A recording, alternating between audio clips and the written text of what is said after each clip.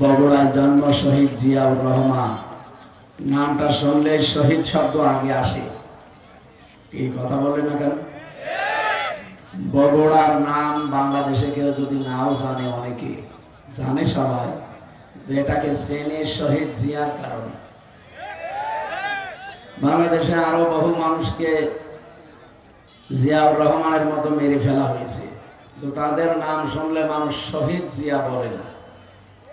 আপনি আজ পর্যন্ত শুনেছেন যে কেউ বলেছে যে শহীদ বঙ্গবন্ধু? এই কথা বলেছে ওনারা ওইভাবে মারা ঠিক হয়নি, হয়তো অন্যভাবে মারা যেত। কি কথা বলছে না? আমি সেদিন ময়মনসিংহ গেলাম, একজনকে বললাম আপনি কোনোদিন শুনেছেন যে শহীদ শেখ মুজিব? বোঝে না। পরে শহীদ বললে আরো গোনা হবে, কারণ শহীদ এই শব্দটা এত দামি, আল্লাহ যেখানে সেখানে লাগাননি। কোরআনে কারিমে সূরা বাকারা 153 নম্বর আয়াতে মুখের উপরে আল্লাহ নোটিশ দিয়েছেন, ওয়ালা তাকুলু লিমা ইয়ুকতালু ফি সাবিলিল্লাহি আমওয়াত বাল আহইয়াউ ওয়ালাকিন লা তাশউরুন। আল্লাহ বলেন পৃথিবীতে কেউ এই কথা বলবা না যে যারা শহীদ হয়েছে এরা মরে গেছে। আপনি বঙ্গবন্ধুর নাম শুনলে বলতে পারেন যে লোকটা মরে গেছে, শহীদ জিয়া, জিয়ার নাম শুনলে কেউ বলতে পারবেন না যে মরে গেছে, কারণ নামের আগে কি আছে?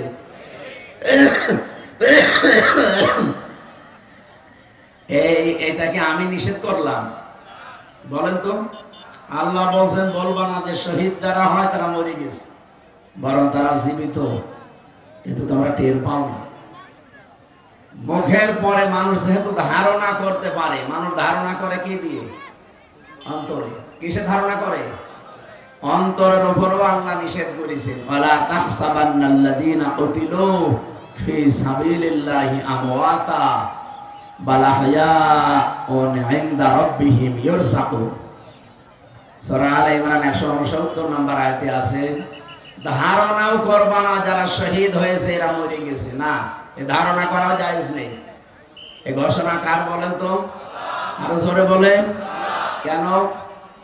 ইনদা রাব্বিহিম ইরসাকুন, তারা রবের কাছে খাবার পাচ্ছে, আল্লাহ নিজে তাদেরকে রিজিক দিচ্ছে। ঘুমিয়ে থাকলে খাওয়া লাগে? আরো জোরে বলেন। মানুষ জেগে থাকলে খাওয়া লাগে। এজন্য শহীদ যারা হয় এরা ঘুমিয়ে যায় না। আলহাজ মোশাররফ হোসেন এখন যদি মারা যান, যদি ঈমান নিয়ে মরতে পারেন, কবরে দিয়ে দেবেন, ঘুমিয়ে পড়বে, কিয়ামত পর্যন্ত ঘুমাবে। সিংহায় ফৎকার দিলে ওই দিন আল্লাহর দরবারে উঠবে জবাব দেওয়ার জন্য। এই শেষ, এর আগে পরে আর কিচ্ছু নেই। তাও ঈমান নিয়ে মরা লাগবে। কি নিয়ে? বলেন বলেন। কিন্তু শহীদ যারা হয়ে যায় এই মানুষগুলো ঘুমায় না, যেহেতু জেগে থাকলে খাওয়া লাগে, আর খেলে রক্ত গোশত মাংস তৈরি হয় না, আল্লাহ নিজে তাদেরকে খাওয়ায়, এগুলো তাদের শরীরে তৈরি হয়। হযরতে হামজা তার প্রমাণ। তিনি শহীদ হওয়ার 30 বছর পরে তার কবর একবার ভেঙে গিয়েছিল, মদিনায় ঢল হয়েছিল ব্যাপক আকারে। ছোটবেলায় তারা যারা যুদ্ধ করেছিল এখন তারা মুরব্বী হয়ে গেছে, খোঁজ খবর নিয়ে দেখতে দেখতে সে দেখে হযরতে হামজা 30 বছর আগে উহুদের ময়দানে যেখানে যেখানে তাকে আঘাত করেছিল কাফেররা, ওই জায়গা দিয়ে এখনো ফিনকে দিয়ে রক্ত বের হচ্ছে। বলেন তো, উনি 30 বছর যদি খাবার না খাবে তাহলে শরীরে রক্ত পেল কোথায়? বলেন। এই জন্য শহীদ জিয়া এই শব্দটা আমরা নিজেরা বানাইনি, অবশ্যই এটা চলে আসতেছে অনেকদিন। ওনার ইন্তেকালের পরে এই শব্দটা তার নামের আগে পরে লেগে গেছে, তাকে মেরে ফেলা হয়েছে। বঙ্গবন্ধুর নাম বললাম এই কারণে যে তার নামও আমরা শুনি, কিন্তু কেউ শহীদ বলি না। বলি? তাকেও তো মেরে ফেলা হয়েছে। শহীদ হওয়ার জন্য কিছু কাজকর্ম আল্লাহর পছন্দ হওয়া লাগে। ওয়ালিয়ালামাল্লাহুল্লাযীনা আমানু ওয়া ইয়াত্তাখিযা মিনকুম শুহাদা, সূরা আলে ইমরান 140 নম্বর আয়াতের মাঝের অংশে আছে। তোমাদের ভেতরে আল্লাহ দেখেন যে কার ঈমান এবং কোন মানুষকে আমার আল্লাহ তার জীবন যৌবন পছন্দ করে, তাকে এমনি মরণ দেয় না। আমি বললাম না, আলহাজ মোশাররফ মারা গেলে যদি ঈমান নিয়ে মরে তো ঘুমিয়ে থাকবে, আর শহীদ হয়ে মরলে আল্লাহ খাওয়াবে। এই জন্যে আল্লাহ যাদের ঈমান এবং তাদের যৌবন পছন্দ করে এই মানুষটাকে আল্লাহ এমনিতেই মরণ দেয় না, শাহাদতের মরণ দিয়ে ধন্য করে। সুতরাং উনি যে সমস্ত কাজ কারবার গুলো করেছিলেন আপনারা জানেন। মসজিদে নামিরা একটা মসজিদ আছে, যেহেতু হজ করেছে আমরা যেখানে যারা বসে আছি সবাই হাজি। আরাফাতের ময়দানের পাশে এটা কাবা শরীফের ইমাম, আমি 16 সালে নিজে শুনেছিলাম, উনি দোয়া করছিলেন, খুতবা দিতে গিয়ে আরবিতে বলছিলেন শহীদ জিয়াউর রহমান, এই নামটা উচ্চারণ করে উনি আরবিতে একটা দোয়া করলেন পরে যে আল্লাহ তার মাথার উপরে কুদরতের ছায়া বৃদ্ধি করে দাও। চিন্তা করলাম এই দোয়া উনি করে কেন। পরবর্তীতে নিম গাছ আছে না আরাফাতের ময়দানে, ওটা লাগিয়েছে আপনাদের এই বগুড়ার শহীদ জিয়া।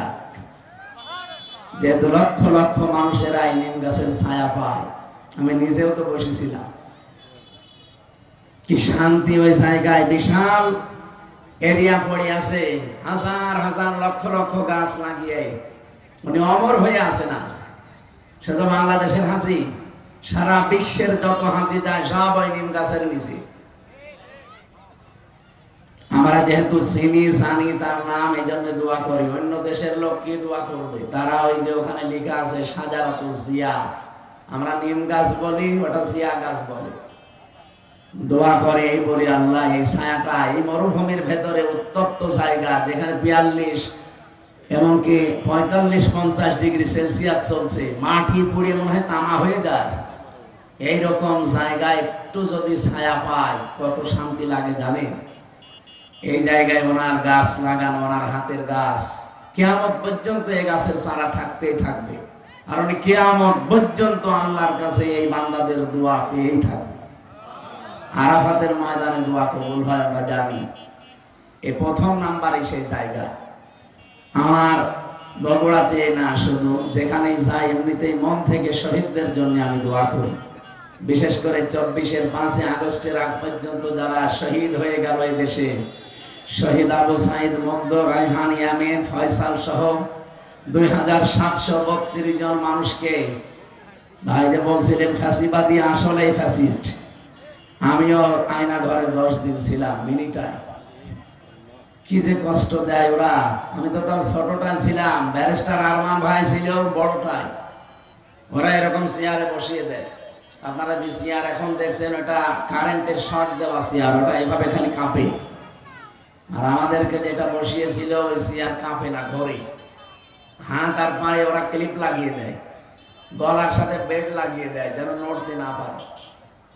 একটা মেশিন আছে ওদের কাছে, ওটা নিয়ে এসে এই আঙ্গুলের কাছে, হাতের আর পায়ের কাছে ধরে, এমন মাপ করে মেশিন বানানো, শুধু একটা টিপ দেবে, একবারে আপনার এই নখগুলো খুলে চলে আসবে। নখ খুলে ফেলেন তো দেখেন ফিনকি দিয়ে রক্ত বের হবে। কি কথা বলছেন এখানে? শুধু রক্ত বের হইলে যদি ছেড়ে দেয় তাও তো হয়, ওর উপরে পাতলা লবণ ছিটিয়ে দেয়। আর ওই যে চেয়ারের উপরে বসিয়ে একটা টিপ দেবে শুধু সুইচে, 1 মিনিটে 120 বার ঘুরবে। তো সেকেন্ডে কয়বার? 2 বার। আপনার মাথার ভেতরে আল্লাহ এমন কিছু সূক্ষ্ম জিনিস দিয়ে রেখেছেন, আমরা দেখেছি বিজ্ঞান, এখানে কম্পিউটার ভিড়ান আমি দেখাবো আপনাকে। ফ্রন্টাল লব আছে, অক্সিপিটাল লব আছে, প্যারাইটাল লব আছে, সেন্সরি কর্টেক্স আছে, মোটর কর্টেক্স আছে, ল্যাব আছে, এরকম 70,000 জিনিসে মাথার ভেতরে। এই যে মগজগুলো দেখতে পান, এত সূক্ষ্ম সূক্ষ্ম তার দেওয়া আছে এখানে, পুরো শরীর কন্ট্রোল করছে এখান থেকে। এগুলো ঝাঁকানি লাগে। 1 মিনিটে যদি 120 বার আপনাকে ঘোরানো যায় চেয়ারে বসে, 1 মিনিট পরে মনে হবে আমি 2-3 দুনিয়া দেখতে পাচ্ছি।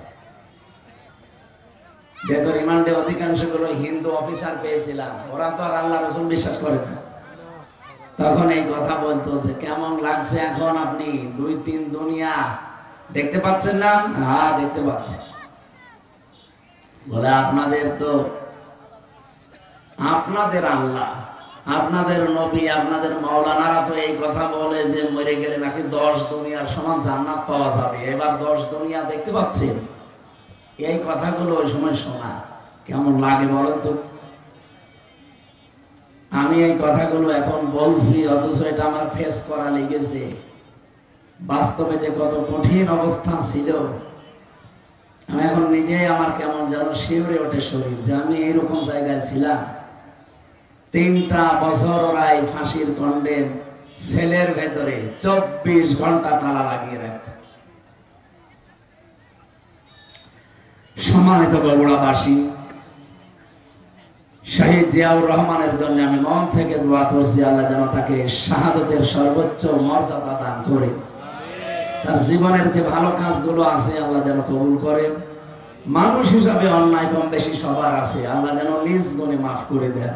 তার স্ত্রী যাকে এক কাপড়ে ফ্যাসিস্ট হিংসার বশবর্তী হয়ে এক কাপড়ে বের করে দিয়েছিল 40 বছরের বসবাস করা বাড়ি থেকে, ম্যাডাম খালেদা জিয়া ওই দিন যা কন্দন করেছে। আমি কয়েকদিন আগে ওনার বাবার বাড়ি ছিলাম ফেনী, ওনার বাবার গ্রামে, ওখানে গিয়ে দোয়া করেছিলাম যে আপনার ফেনীর জামাই শহীদ জিয়া, আর এটা তো তার শ্বশুর বাড়ি। ম্যাডাম খালেদা জিয়া ওই দিন যা কন্দন করেছিল, তামাম দুনিয়া কেঁদেছে তার কান্না দেখে। আর এই রাক্ষসী মহিলা বসে বসে হাসতেছে। তামাম দুনিয়া যেখানে এনার কান্না দেখে কন্দন করে, আফসোস করে, আর ও ভিডিও দেখে দেখে হাসে। গতকালকে আমি সাতক্ষীরা ছিলাম, কত মানুষের বাড়ি ঘর বুলডোজার দিয়ে একেবারে মাটির সাথে মিশিয়ে দিয়েছিলেন। পৃথিবীতে যতটুকু করবেন অতটুকু আপনার উপরে আল্লাহ শোধ নেবে, তারপরে আপনার মরণ হবে। 13 সালে আপনি ভেঙেছিলেন, মাত্র কয় বছরের ব্যবধানে এখন দেখেন আযাবুল বুলডোজার নাজিল হয়েছিল। এই ফেব্রুয়ারির 5 তারিখে আযাবের নাম কি? আযাবুল বুলডোজার। একেবারে মিশিয়ে দিয়েছে মাটির সাথে। এটা শুধু মিশিয়ে শেষ করে দিয়েছে, ঝামেলা যারা করেছিল এর পরবর্তীতে অপারেশন ডেভিল হান্ট আরম্ভ হয়েছিল। এটা আর একটা গজব। যৌথ বাহিনী এটা আরম্ভ করেছিল। যৌথ বাহিনী দেখলে মুমিন যারা তারা খুশি হয়, যারা নিরপরাধ মানুষ তারা খুশি হয়, আনন্দ পায়। আর যারা খুনি, যারা জালেম, যারা দুর্নীতিবাজ, এদের সবচাইতে বেশি ঝামেলা হয়। এই জন্য ফেব্রুয়ারির 5 তারিখের পর থেকে ডেভিল হান্ট চলছে, শয়তানের খোঁজে। এটা মুমিন যারা, নিরপরাধ যারা, তাদের কোনো চিন্তা আছে? বলেন চিন্তা কাদের? যারা খুনি, যারা 2732 জন মানুষকে খুন করেছে আগস্টের 5 তারিখের আগ পর্যন্ত। 34,000-এর উপরে যারা মানুষকে পঙ্গ করে হাসপাতালে এখনো ফেলে রেখেছে। এটা বিশাল বোঝা দিয়ে গেল এই মহিলা আমাদের। এই বোঝা টানতে এখন এই দেশের আমাদের ব্যক্তি, পরিবার, সমাজ এবং রাষ্ট্রের এবং ঋণের বোঝা দিয়ে গেছে। এই দেশে এখন কেউ জন্ম নিলে কমপক্ষে 1,10,000 টাকা তার মাথার উপরে ঋণ। এটা আপনি দিয়েছেন। যদি আগের থেকে চলে যেতেন, স্বামীর বাড়ি তো যাবেনই, আগের থেকে চলে গেলে অন্তত আমাদের এই ঋণটা হয় না। যত টাকা মারিং কাটিং হয়েছে বলে সব আমরা বানিয়েছি বাবার টাকায়। কি বাবার টাকায় বানালেন? পদ্মা সেতু যে খরচ করে বানিয়েছে, 4টা বানানো যেত ওই টাকা দিয়ে। কি কথা বলছেন না কেন? এই যে পাবনা রূপপুরের যে বিদ্যুৎ কেন্দ্র, এই জায়গা থেকে 82,000 কোটি টাকা ওনার বোন মারিং কাটিং করেছে। 2-3 দিন আগে একটা ভিডিও দেখেছেন না? উনি বলছে যে আমারে মানুষ শুধু গালি দেয়, দোষ কি শুধু আমার বোন কিছু করেনি? আপনার বোনও করেছে, শুধু আপনার বোন না, আপনার বোনের মেয়েও করেছে। কথা বল না কেন? শেখ পরিবারের একটা মানুষকে দেখান, ওদেরকে যে মানুষ ধোয়া তুলসী পাতা বলে, একটা মানুষকে দেখান যে তার গায়ে কোনো কাদা নেই। এত কাদা লেগেছে যে সাফ করতে গেলে বাংলাদেশের সব পানি লাগবে এখন। সুতরাং বগুড়ায় যেহেতু এসেছি, শহীদ জিয়ার নামে আমি দোয়া করলাম এই কারণে, আল্লাহ রাব্বুল আলামিন তার যে খেদমত ইসলামের জন্য এটা যেন কবুল করেন। তার যে দল আছে, এ দলকে যেন আল্লাহ হেদায়েতের উপরে রাখেন। বলেন আমিন। ম্যাডাম জিয়াকে সুচিকিৎসা দেওয়ার জন্য নিয়ে গেছে। এই ফ্যাসিস্ট এতদিন যেতে দেয়নি মিথ্যা মামলা দিয়ে। এখন যিনি আছেন চিকিৎসায়, সুস্থ হয়ে আবার ফিরে আসবেন বাংলার বধূ বাংলায় ইনশাআল্লাহ।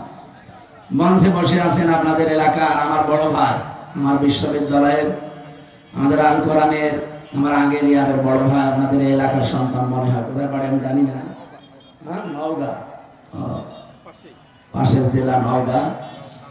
সামনে বসে আমার মুসলমান ভাইরা, বিশেষ করে পর্দার আড়ালের সম্মানিত মা এবং বোনেরা, প্রাণপ্রিয় বগুড়াবাসী, রব্বুল আলামিনের দরবারে দোয়া করছি, সামনে একটা বিশাল রহমত বরকত মাগফিরাতের মাস ছায়া ফেলতে যাচ্ছে। নবীজি এই মাস আসার আগেই দোয়া করতেন, আল্লাহুম্মা বারিক লানা ফি রজব ওয়া শাবান ওয়া বাল্লিগনা রমাদান। হে আল্লাহ, রজব আর শাবানের বরকত আমাদেরকে দান করো, রমজান পর্যন্ত আমাদের হায়াতটা বাড়িয়ে দাও। বলেন তো, হায়াত চাওয়া জায়েজ আছে? কি ঘুমাচ্ছেন আপনারা? আমি বেশি দিন বেঁচে থাকতে চাই, এই কামনা করা বেঁচে জায়েজ আছে? জায়েজ নেই। বেশি দিন বেঁচে থাকার আকাঙ্ক্ষা করে মুশরিকরা। কারা? ওয়ালা তাজিদান্নাহুম আহরাসান নাসি আলা হায়াতিন ওয়া মিনাল্লাযিনা আশরাকু। আল্লাহ পাক বলেন, হে নবী, এই পৃথিবীতে যারা মুশরিক আপনি দেখতে পাবেন তারা বেশি দিন বেঁচে থাকার আকাঙ্ক্ষা করে। ওদেরকে যদি বলেন ইয়াবাদু আহাদুহুম লাউ ইয়াম্মারু আলফা সানা, তোমরা 1000 বছর বেঁচে থাকবে, ওরা বলবে আলহামদুলিল্লাহ আমরা আরো বাঁচতে চাই। তার বেশি দিন বেঁচে থাকার আকাঙ্ক্ষা কাদের? মুশরিক। বলেন বলেন, আমরা কি মুশরিক? তাহলে নবীজি কেন বললেন বাল্লিগনা রমাদান? হে আল্লাহ, তুমি রমজান পর্যন্ত আমাদের হায়াতটা বাড়িয়ে দাও।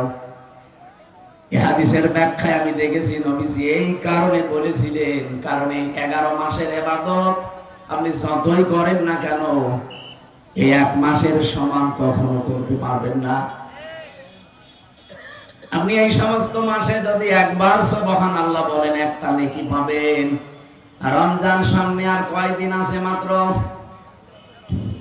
এই 13 দিন পরে যে বিশাল রহমত মাগফিরাত নাজাতের মাস ছায়া ফেলছে। রমজানের চাঁদ ওঠার পর পরে একেবারে ঈদের দিনের আগ পর্যন্ত যদি একবার সুবহানাল্লাহ পড়তে পারে 70 বার বলার সওয়াব হয়ে যাবে। এই মাসে এখন 2 রাকাত নামাজ পড়লে যা হবে, এই মাসে এখন 70 রাকাত নামাজ পড়লে যা হবে, রমজানে 2 রাকাত নামাজে সেই সওয়াব হবে। নবীজিকে জিবরাইল কথা আগেই জানিয়েছিল যে মাসের মর্যাদা এত বেশি, এত বেশি, এত বেশি।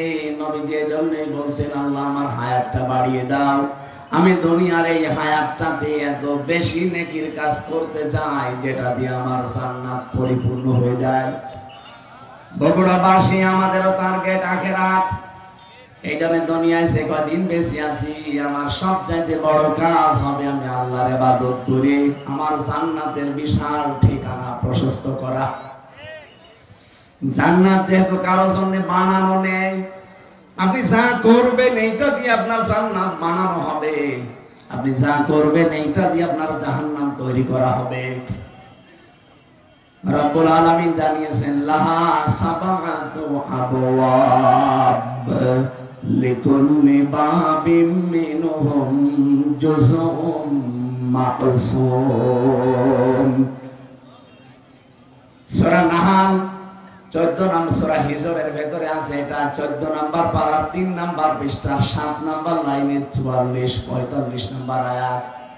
হে নবী, জাহান্নামের দরজা কিন্তু 7টা। দুনিয়াতে যে ধরনের অপরাধ করবে আল্লাহ তাকে ওই দরজা দিয়ে প্রবেশ করাবে। এখান থেকে আমাদের শিক্ষা নেওয়ার বিষয় এই পৃথিবীতে আমরা যে ধরনের কাজ করছি, এই কাজ দিয়ে আল্লাহ জাহান্নামের ওই দরজা আমাদের জন্য বানিয়ে রাখছে, ওইটা দিয়ে আল্লাহ আমাদের প্রবেশ করাবে। আমরা যে ধরনের নেকির কাজ করব, ওই কাজ দিয়ে আল্লাহ জাহান্নামের যে 8টা দরজার নাম শুনি না, জাহান্নামের দরজা 8টা না, জান্নাতের দরজা 100টার উপরে। যে ধরনের কাজ করবে দুনিয়ায়, মরণের পরে আল্লাহ জান্নাতের ওই দরজা দিয়ে ওই স্তরে আল্লাহ তাকে পৌঁছিয়ে দেবে। এই জন্য আমাদের এখন শিক্ষা নেওয়া লাগবে, যেহেতু রমজান সামনে আসছে, এমন এমন নেকির কাজে আমরা আঞ্জাম দিতে চাই সামনে, এমন কিছু কাজ আমাদের এই ছোট্ট জীবনে করতে চাই। আল্লাহ রাব্বুল আলামিন জান্নাতের সুউচ্চ চূড়া যেটা, দরজা যেটা, বাপ যেটা, ওটা যেন আমাদের জন্য প্রস্তুত করে রাখে। জাতির পিতা হযরত ইব্রাহিম আলাইহিস সালামকে মেরাজে যে নবীজি দেখেছিলেন, বিশ্ব নবী ডাক দিয়ে বললেন, হে আমার পিতা, আপনি একটা চিন্তা নিয়ে বসে আছেন কোন কারণে?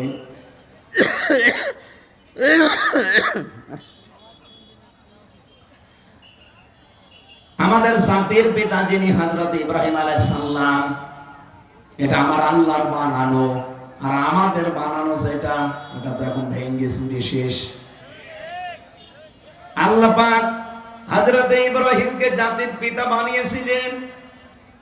তিনি নবী মুহাম্মদুর রাসূলুল্লাহকে ডাক দিয়ে বললেন, হে আমার সন্তান, আমি যে বসে আছি কেন জানো? এই যে জান্নাত দেখতে পাচ্ছ, এই জান্নাতটা ফেরেশতারা বানাচ্ছিল। কেউ 2 তলা 3 তলা 4 তলা বানিয়ে বসে আছে আর কাজ করে না। এই জান্নাতটা যার জন্য বানাচ্ছিল, ওই লোকটা আগে ভালো ভালো কাজের আঞ্জাম দিত, নেকির কাজ করত। এই জন্য ফেরেশতাদের হাতে ইট বালি খোয়া এগুলো আসতো, ও জান্নাত বানাতেই থাকতো। কিন্তু লোকটা এখন ভালো কাজ করা ছেড়ে দিয়েছে, এই জন্য ফেরেশতাদের হাতে আর ইটও আসে না, বালিও আসে না। কি দিয়ে ফেরেশতারা জান্নাত বানাবে? দেখো বসে আছে। তোমার উম্মতদেরকে ফিরে যে বলবে, জান্নাতের মাটি কিন্তু বড় উর্বর। দুনিয়ায় সেই কয়েকদিন হায়াত আছে তাদের, তারা যেন এমন এমন কাজ করে যে তাদের জান্নাতটা যেন কমপ্লিট থাকে। বলেন সুবহানাল্লাহ। বগুড়াবাসী এমন কোন কাজ যদি আমরা করে যাই যে একতলা হওয়ার পরে লিনটেন পর্যন্ত উঠে বসে আছে, আমার আর কাজ কারবার নেই, আমি ভালো কাজে আঞ্জাম দিতে পারি নাই, মরে গেলাম। আল্লাহ যদি জান্নাত আমারে দেয়ও, যে দেখবেন একতলা হয়ে আছে আর একতলা ছাদ নেই, ভালো লাগবে? যেহেতু চোখ বন্ধ হওয়ার পরে আর কোনো ভালো কাজ করার সুযোগ, আরো জোরে বলেন। এখানে যতটুকু হায়াত আছে এর ভেতরে এমন কাজের আঞ্জাম দেওয়া লাগবে যেন অল্প কাজে বেশি নেকি পাওয়া যায়। এই জন্যই নবীজি বললেন না রমাদান, যে আমাকে রমজান পর্যন্ত হায়াত পৌঁছিয়ে দাও, আমি এমন কিছু কাজ করতে চাই যেন আমার জান্নাতটা কমপ্লিট থাকে, আনকমপ্লিট না হয়। বলেন সুবহানাল্লাহ। এজন্য আমরাও রমজান পর্যন্ত হায়াত চাচ্ছি। এই রমজানে গুরুত্বপূর্ণ কিছু জিনিস আমরা সামনে নিয়ে আসতে চাই। রমজানের ভেতরে 21 থেকে 29 বেজোড় রাতগুলোতে আল্লাহ রাব্বুল আলামিন গুরুত্বপূর্ণ কিছু সিদ্ধান্ত নেবেন। ফিহা ইফরাকু কুল্লু আমরিন হাকিম। আল্লাহ পাক বলেন, এই গুরুত্বপূর্ণ কিছু সিদ্ধান্ত এই রমজান মাসে আমি আল্লাহ নিতে চাই। এদিকে তাকান। এই যে রমজান মাসে যেখানে কোরআনে কারীম নাযিল করেছেন আল্লাহ, আমরা জানি সবে কদরে এটা, আর সেই আয়াতটি আমি পড়েছি, ইন্না আনজালনাহু ফি লাইলাতিন মুবারাকাহ। অবশ্যই আমার এই কোরআন আমি একটা বরকতময় রজনীতে নাযিল করেছি। ইন্না কুন্না মুনজিরিন, অবশ্যই আমি আল্লাহ নিজেই এর সতর্ককারী। বলেন সুবহানাল্লাহ। এটা বাংলা অর্থ বললাম, এবার আমরা তাফসিরে যাচ্ছি। সূরা দুখানের আয়াত। কোন সূরা? এটা ক্লাস চলছে, জবাব দেন কোন সূরা? দোকান মানে ধোয়া। দোকান মানে কি? তার মানে বাংলায় যেটা, এই যে বিড়ি, বিড়ির নামে একটা সূরা আছে। বিড়ি যারা খান তারা এখন চিন্তা করবেন যে কোনো অসুবিধা নেই, আমার নামে সূরা আছে। সূরা দুখানের ভেতরে 3 এবং 4 নাম্বার আয়াতে আল্লাহ প্রথমে কোরআনে কারীমের কিছু মর্যাদার কথা তুলে ধরেছেন। হামিমুল কিতাবিল মুবিন। হামিম এটা নবীজির নাম, কোন কোন তাফসীরে আছে। ওয়াল কিতাবিল মুবিন, স্পষ্ট কিতাব, এর কসম আল্লাহ দিয়ে জানিয়েছেন, ইন্না আনজালনাহু, অবশ্যই আমি আল্লাহ এটা নাযিল করেছি। তাহলে এটা নাযিল কর্তা কে? আরো জোরে বলেন।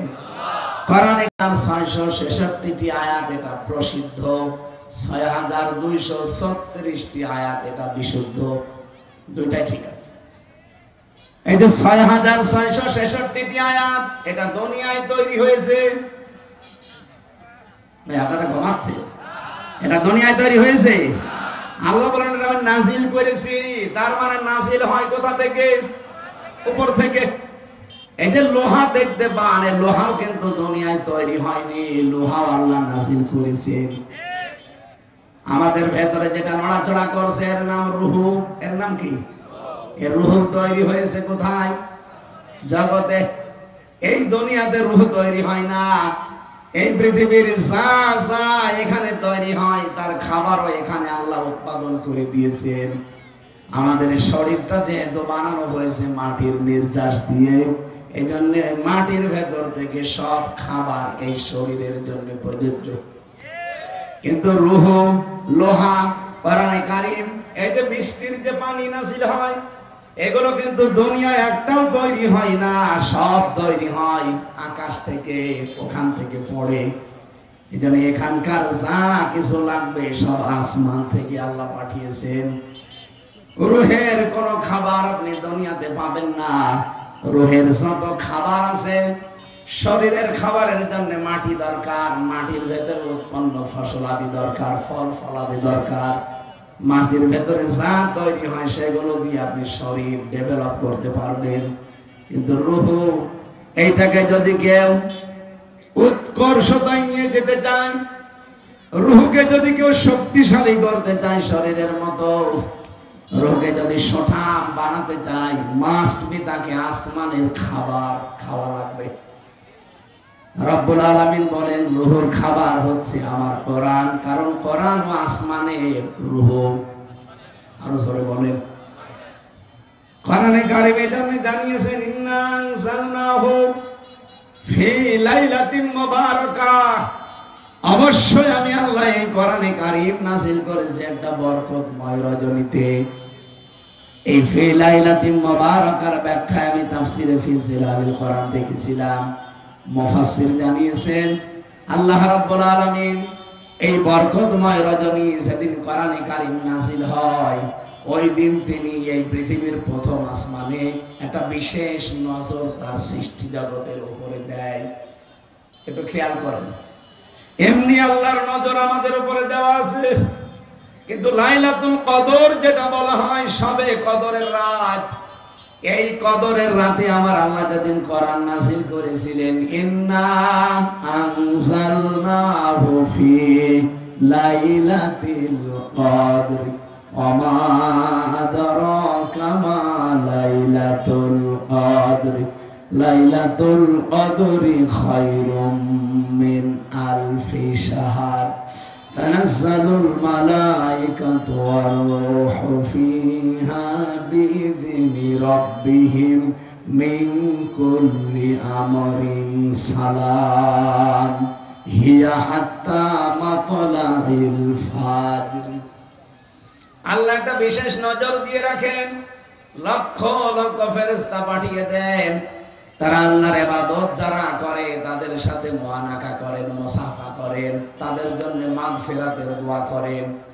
এখন আমরা বাংলাদেশে একটা ভ্রান্ত ধারণা নিয়ে আছি, অনেকেই মনে করি ইবাদত মানে লাইলাতুল কদর আসবে, লাইলাতুল মেরাজ আসবে, লাইলাতুল বরাত আসবে, আর আমরা নামাজে দাঁড়িয়ে বিশাল বিশাল নামাজ পড়বো, 2 রাকাত করে 1000 রাকাত নামাজ শেষ করে ফেলবো না। ফেরেশতারা এসে দেখে কোন লোকটা আল্লাহর ইবাদতে লিপ্ত আছে। ইবাদত মানে শুধু নামাজ পড়া, রোজা রাখা, কোরআন পড়া, তাসবিহ পড়া না। এই পৃথিবীর সর্বশ্রেষ্ঠ ইবাদত হচ্ছে আপনি মানুষ হয়ে মানুষের উপকার করবেন। কি কথা বলেন? কুনতুম খায়রা উম্মাতিন উখরিজাত লিন-নাস তা'মুরুনা বিল মা'রুফ ওয়া তানহাউনা আনিল মুনকার ওয়া তু'মিনুনা বিল্লাহ। সূরা আলে ইমরানের 110 নম্বর আয়াতে আল্লাহ বলেন, তোমরাই শ্রেষ্ঠ জাতি, শ্রেষ্ঠ উম্মাত, মানুষের কল্যাণের জন্য আমি আল্লাহ তোমাদেরকে বের করেছি। তার আমাদের শ্রেষ্ঠত্বের প্রমাণ হচ্ছে আমার দ্বারা যেন মানুষের কল্যাণ হয়। আর আমরা এমন মানুষ, আমাদের দ্বারা মানুষের কল্যাণ হওয়া দূরের কথা, আরো অকল্যাণ হয়। এই 15.5 বছরে আমার দ্বারা এমন এমন মানুষ জেল খেটেছে যার জীবনে থানার বারান্দায় যাওয়া লাগে না। তাই কথা বলে দেখা কিচ্ছু জানে না মনে করেনি ভাই, ঘরে ঘুমিয়ে আস, ঘুম থেকে উঠে দেখছি থানার হাজতে। কি গো আমি কোথায়? জেলখানায়। থানার হাজতে? এখানে কেন? তুই গাছ কেটেছিস। কখন? স্বপ্নে। এরকম মামলা দেশে ছিল না? আপনার দ্বারা তো মানুষের উপকার হওয়ার কথা, আপনি কি করলেন? হাজার হাজার মানুষকে, প্রায় 1.5 লাখ মানুষকে এখনো পর্যন্ত জেলখানা।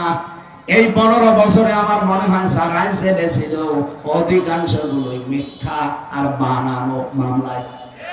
এই জন্য আমরা চাই হাসিনার আমলে যারাই জেলে গেছে এই মানুষগুলোকে আর ভেতরে রাখা ঠিক না, ছেড়ে দেওয়া দরকার। হিংসার বশবর্তী হয়ে শুধু এই মানুষগুলোকে আপনি আটক করে রেখেছিলেন। বগুড়াবাসী আপনার শ্রেষ্ঠত্বের প্রমাণ দেন, কিন্তু ফেরেশতারা আসবে ওই দিন রাতে, এসে শুধু আপনি নামাজে থাকবেন, রোজা করবেন, জিকির করবেন, কোরআন পড়বেন, তাসবিহ পড়বেন, তার জন্য মুসাফা করবে না। আল্লাহর ফেরেশতারা এসে দেখবে যে আপনি জনকল্যাণমূলক কোন কাজে আছেন। অন্তত এই রাতের বেলা যদি আপনি একটু যেয়ে দেখেন যে 2-3 বাড়ি পরে কোন মানুষের বাড়িতে খাবার নেই, কার মেয়েটা লেখাপড়া করতে পারে না বা বিয়ে দিতে পারে না, সাধ্য মতো যদি তার বাড়িতে যে কিছু দিয়ে একটু সান্ত্বনার বাণী দেন, এইটা পৃথিবীতে সবচেয়ে বড় নেক কাজ।